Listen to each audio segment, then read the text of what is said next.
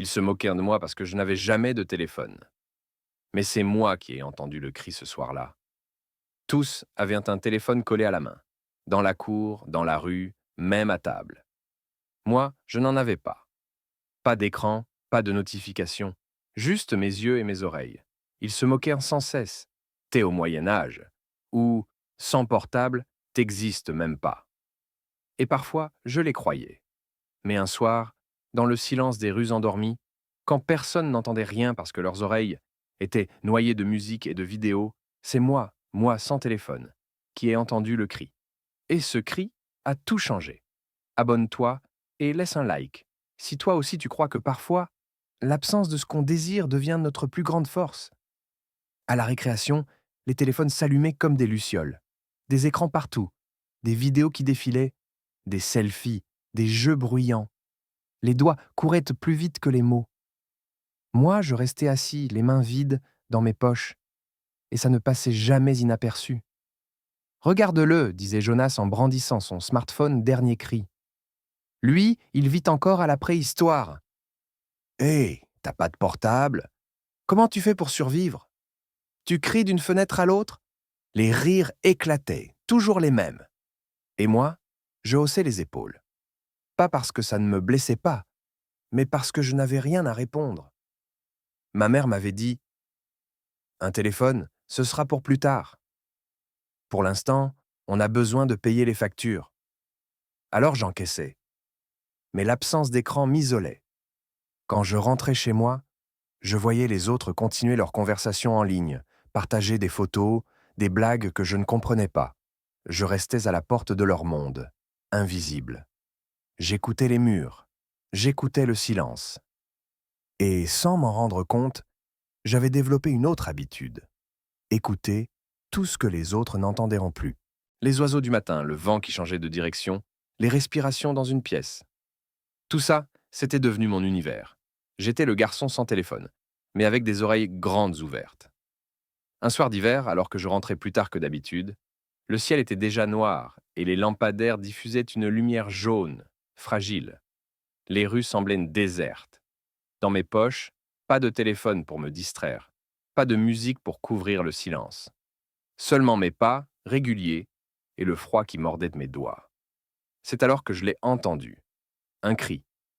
Un cri bref, étouffé, qui déchirait la nuit. Je me suis figé. Mes yeux se sont écarquillés.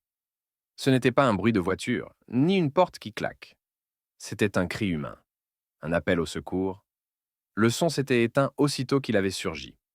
Un écho fragile, avalé par les murs des immeubles. Pendant une seconde, j'ai cru avoir rêvé. Mais mon cœur battait trop fort. Ce n'était pas une illusion. J'ai retenu mon souffle, mes oreilles tendues comme des antennes. Rien. Le silence. Puis, un deuxième cri, plus faible, qui s'échappa d'une ruelle à gauche. Mes jambes se sont mises à bouger avant même que ma tête décide. J'ai tourné, mes semelles résonnant sur les pavés humides. La ruelle était étroite, sombre, coupée du monde par deux façades sales. Les lampadaires n'y entraînaient pas. Pourtant, j'ai entendu. Un gémissement, puis une voix brisée. À l'aide! Mon sang s'est glacé. Au fond, près des poubelles, une silhouette était recroquevillée. Une femme. Ses mains tremblaient, sa voix se cassait en sanglots. Je me suis approché, hésitant. Madame, ça va? Elle a levé les yeux vers moi. Son visage portait des marques de peur. Ses cheveux collaient à ses joues mouillées. Je suis tombé. Ma cheville. Je n'arrive pas à me relever. Et personne ne m'entendait. Je l'ai aidé à s'asseoir mieux contre le mur. Son souffle était court. Ses doigts agrippaient à mon bras comme une bouée. Je n'avais pas de téléphone, pas de lumière, pas de numéro d'urgence à composer. Et pendant une seconde, j'ai senti le poids de toutes les moqueries. Sans portable, t'existes même pas. Peut-être qu'ils avaient raison. Peut-être que je n'étais rien dans un monde d'écran. Mais aussitôt, une autre pensée m'a traversé. S'ils avaient été là, eux, avec leurs écouteurs vissés aux oreilles, ils n'auraient ni rien entendu. Moi, j'avais entendu. Alors je me suis redressé. Attendez ici, je vais chercher de l'aide. et je me suis mis à courir dans la rue noire, le souffle court, mes pas frappant le sol, comme un tambour d'urgence. Chaque battement me répétait la même phrase. C'est moi sans téléphone, moi qui ai entendu. Je courais sans regarder derrière moi, mon souffle coupé, mes poumons en feu. Les vitrines des magasins fermés défilaient comme des miroirs brisés. Enfin, au bout de la rue, j'ai aperçu la lumière encore allumée d'un café. J'ai poussé la porte d'un coup sec. Aidez-moi! Il y a une femme dans la ruelle, elle est blessée. Les clients se sont figés, les regards levés de leurs écrans. Le serveur a sursauté, a reposé son téléphone et s'est précipité vers moi. Derrière lui, un homme a renversé sa chaise et m'a suivi en courant. Nous avons traversé la rue, mes jambes tremblant encore, jusqu'à la ruelle sombre. Elle était toujours là, la femme. Mais, quand elle a vu que je revenais accompagné, ses yeux se sont emplis d'un soulagement immense. Merci, je croyais que j'allais rester ici toute la nuit. L'homme l'a aidée à se relever avec précaution. Elle ne pouvait pas poser le pied. Sa cheville était gonflée. Alors, à deux, ils l'ont soutenue et ramenée jusqu'au café, où quelqu'un a finalement appelé les secours avec son portable. Moi, je suis resté un peu en retrait. Mes mains tremblaient encore, mais, dans ma poitrine, une chaleur étrange montait, plus forte que la peur. J'avais agi. Quand les pompiers sont arrivés, ils m'ont posé des questions rapides. Puis l'un d'eux a souri. Tu as eu les bons réflexes. C'est toi qui as entendu son appel? J'ai hoché la tête. Oui, j'étais le seul. Il a levé un sourcil. Le seul? Il y avait du monde dans le quartier pourtant. J'ai baissé les yeux un peu honteux. Oui, mais moi je n'ai pas de téléphone. Alors, j'écoute. Il m'a regardé longuement, puis a posé sa main sur mon épaule. Alors c'est peut-être pour ça que tu l'as sauvé. Cette nuit-là, en rentrant chez moi, les rues paraissaient différentes. Elles n'étaient plus seulement froides et silencieuses. Elles étaient pleines de sons, d'appels, de détails que j'étais seul à percevoir. Et je comprenais que mon absence de téléphone n'était pas une honte. C'était un don que les moqueries n'avaient jamais pu étouffer. Le lundi matin, j'ai franchi les grilles du collège avec la même veste usée, le même sac trop lourd. Rien n'avait changé en apparence. Pourtant, dans ma tête, le monde avait basculé depuis cette nuit. J'avais entendu, j'avais agi. Je n'avais rien raconté. Pas à ma mère. Elle travaillait trop tard pour que je l'inquiète. Pas à Clara, ma seule amie, de peur qu'elle le répète aux autres. Mais les nouvelles vont plus vite qu'on le croit. Dès la récréation, des murmures ont circulé. Hé, vous avez entendu? Il paraît que mon prénom a sauvé une femme dans la rue. C'est vrai? Mais comment? Je me suis figé en entendant mon nom.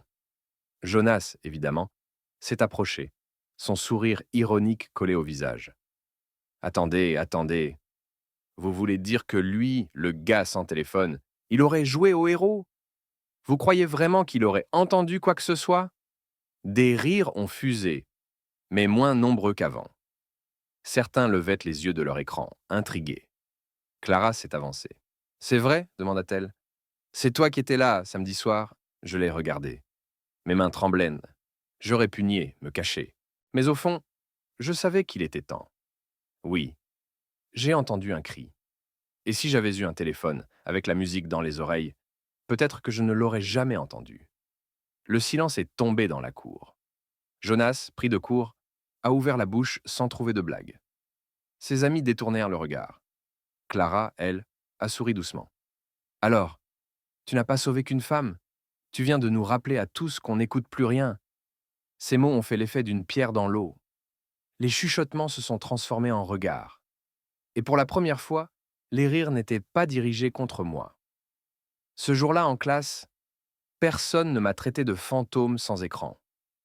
Au contraire, certains m'ont demandé timidement « Et elle va bien, la dame ?» J'ai répondu simplement « Oui ». Elle m'a dit merci. Et dans ce mot « merci », il y avait plus de lumière que dans toutes les notifications de leur téléphone réunis. Les jours suivants, je marchais dans les couloirs du collège autrement. Pas plus grand, pas plus fort, mais différent. Les moqueries s'étaient éteintes. Jonas avait bien tenté une pique. Alors, t'écoutes pas de musique, toi? T'écoutes les cris? Mais personne n'avait ri. Même ses amis avaient baissé les yeux. C'était comme si ces mots ne trouvaient plus d'écho. Comme si, pour la première fois, son rire sonnait creux.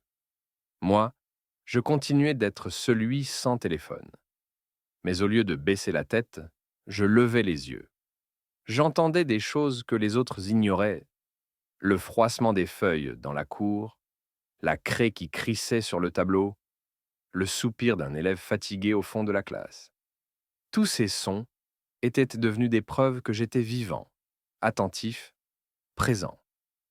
Un après-midi, Clarisse est venue s'asseoir à côté de moi sur le banc. Elle m'a tendu son téléphone. Tiens, si tu veux, tu peux utiliser le mien. On pourrait jouer ensemble ou regarder une vidéo. J'ai secoué la tête en souriant. Merci, mais tu sais quoi? Je préfère écouter. Elle a ri doucement. Tu sais, c'est peut-être toi qui as raison. On passe nos vies à regarder des écrans et, au final, c'est toi qui as entendu ce qu'aucun de nous n'aurait entendu. Ces mots, c'était simples, mais je les ai gardés au fond de moi comme un trésor.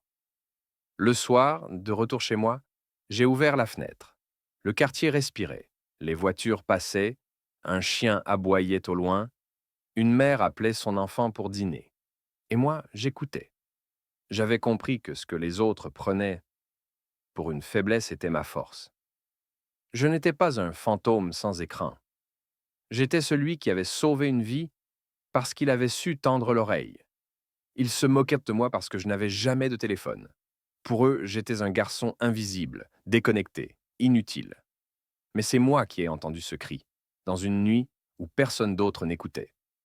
Et j'ai compris alors une vérité qu'aucun écran ne pourra jamais remplacer. Parfois, ne pas avoir ce que tout le monde désire, c'est justement ce qui nous rend capables d'entendre l'essentiel.